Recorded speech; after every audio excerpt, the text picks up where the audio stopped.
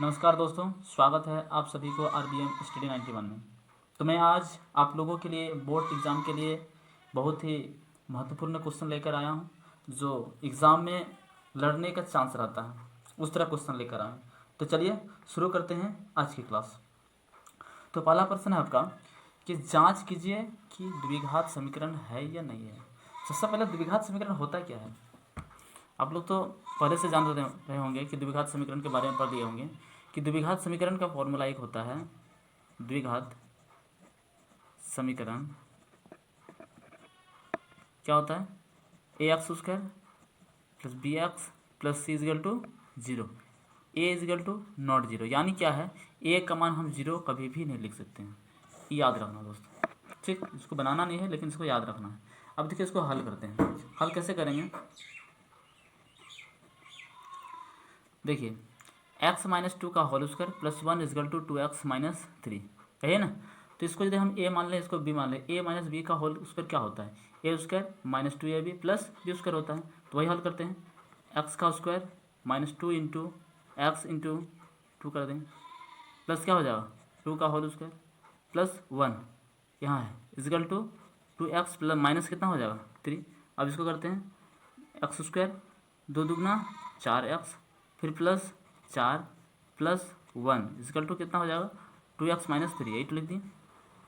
देखिए अब x² minus 4x plus 4 और 1 कितना हुआ 5, 2x-3।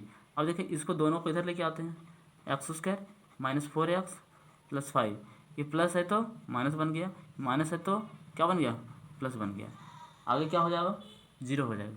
अब देखिए हल करते हैं, x यहाँ है, इसके साथ रिलेशन बनेगा, माइनस माइनस क्या होगा, इसको उतार लेते हैं पहले, माइनस माइनस माइनस चिन्ह अंक जोड़ होगा, 4 और 2 6x। ठीक, अब यहाँ देखिए, अब अचर पद प्लस प्लस प्लस होता है, 5 और 3 8 इजकल टू 0। समझा रहा है दोस्त।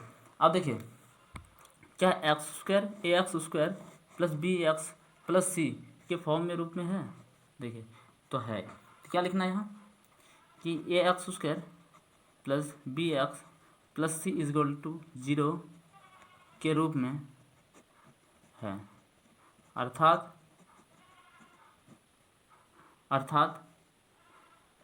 यह द्विघात समीकरण है। तो दूसरा टाइप का क्वेश्चन लेकर चलते हैं दूसरा नंबर में। तो दूसरा क्वेश्चन है आपका कि x+1 का whole square is equal to 2 into x-3 का होल। अब देखिए क्या करना है, इसमें a प्लस बी क्या लेना है, a प्लस बी का होल स्क्वायर क्या होता है a² plus 2ab plus B square, यही ना होता है। तो इसको मान लिए a, इसको मान लिए b, तो उसी तरह a प्लस बी का होल स्क्वायर में तोड़ देंगे, तो x का square plus 2 into x into 1 plus 1 का होल स्क्वायर, यही तोड़े। अब एक बार इसके साथ गुना होगा और एक बार आगे वाले के साथ गुना होगा, 2 इंटू एक्स तो कितना बन जाएगा 2x, 2 गुना 3 तो कितना हो जाएगा, लिखिए देते चलो। अब देखिए एक्स का स्क्वायर तो कितना हो जाएगा x² प्लस 2 का 2x plus 1 is equal to 2x minus 3 दूगुना 6। अब दोनों को इधर लेके आते हैं, x² plus 2x plus 1 plus है तो माइनस, माइनस है तो प्लस इजकल टू क्या होगा 0 होगा ना। अब देखिए आगे कहीं मेरा मैच हो रहा है x² नहीं। अब देखिए यहाँ x है, यहाँ प्लस यहाँ माइनस, प्लस माइनस माइनस काट दिए, 2 में 2 गया 0, x² प्लस कितना बचा 6 इजकल टू 0। हम क्या बताएं, a का मान 0 नहीं हो सकता है, a का मान 0 नहीं हो सकता है, यानी हम क्या लिख सकते हैं कि ax² plus bx plus c is equal to 0 के रूप में है,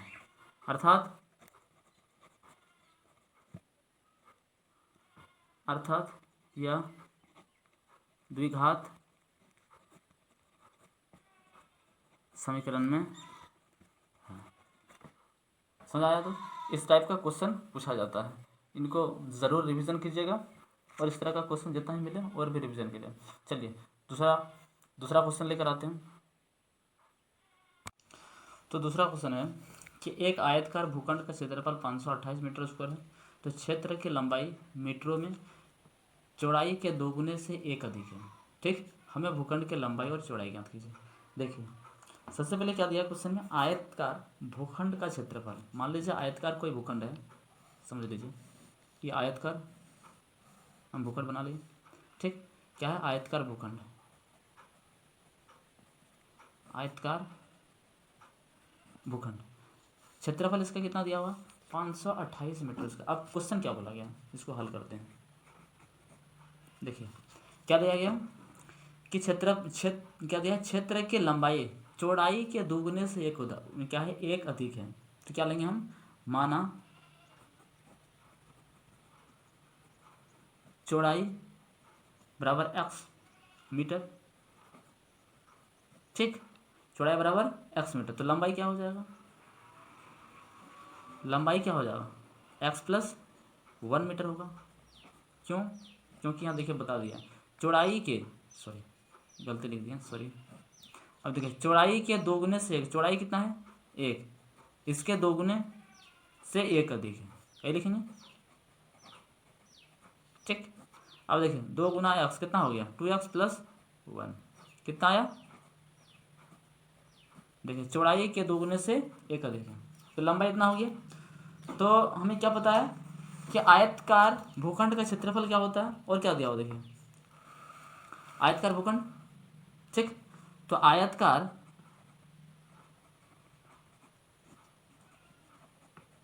भूखंड का क्षेत्रफल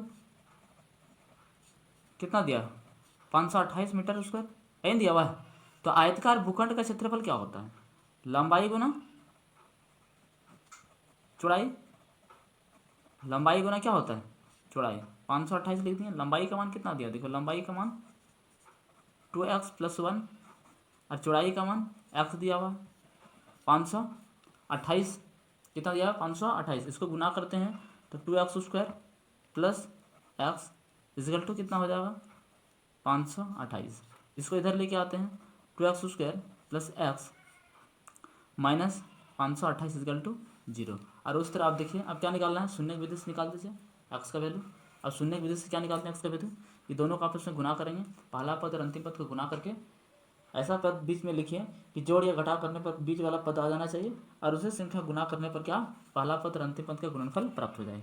तो देखिए क्या करते हैं, x 2x square plus 33x minus 32x, इसको आपस में घटाएंगे तो x ही आएगा, इसको आपस में गुना करेंगे तो इस दोनों का प्रथम पद और अंतिम पद का गुणनफल प्राप्त हो जाएगा। समझ में आया दोस्त, इसको देख लीजिएगा एक बार।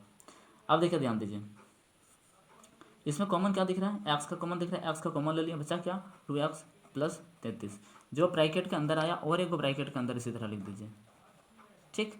अब देखिए यहाँ ऐसा कौन सा संख्या बैठाएंगे कि मेरा 32 माइनस 32 आ रहा है, तो माइनस 16 बैठा देंगे, x माइनस 16 और एक क्या हो जाएगा 2x प्लस 33 हो जाएगा, 2x प्लस 33।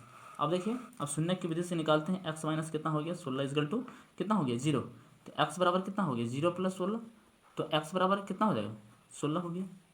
यदि इसको निकालने जाते हैं 2x प्लस 33 इजगल टू 0, तो 2x बराबर क्या हो जाएगा 0 माइनस 33 2x, x बराबर क्या होगा माइनस 33 बटा 2, जो कि क्या होता है माइनस में नहीं होता है, माइनस में मान नहीं होता। अब इसका लंबाई देखिए, अब चौड़ाई क्या निकला, चौड़ाई क्या निकला, चौड़ाई 16 मीटर। अब लंबाई क्या बताए थे 2x प्लस 1, एक्स का वैल्यू कितना निकला 2 गुना 16 प्लस 1, 16 दुगुना 32 प्लस 1, तो कितना हो गया 33 मीटर आंसर। एगो ये आंसर हो गया और एगो ये आंसर हो गया, ठीक। चलिए अगला क्वेश्चन दिखा रहे फिर से। कैसा लगा दोस्त, अगर आपको यह क्लास पसंद आई है तो लाइक करना ना भूलिएगा और दोस्तों को शेयर करना ना भूलिएगा। हाँ, चैनल को सब्सक्राइब भी कर लीजिएगा ताकि अगली क्लास का नोटिफिकेशन आप तक सबसे पहले पहुँचे। तो मिलते हैं अगले वीडियो में, तब तक के लिए पढ़ते रहिए, समझते रहिए और सफलता की ओर आगे बढ़ते रहिए। जय हिंद, धन्यवाद।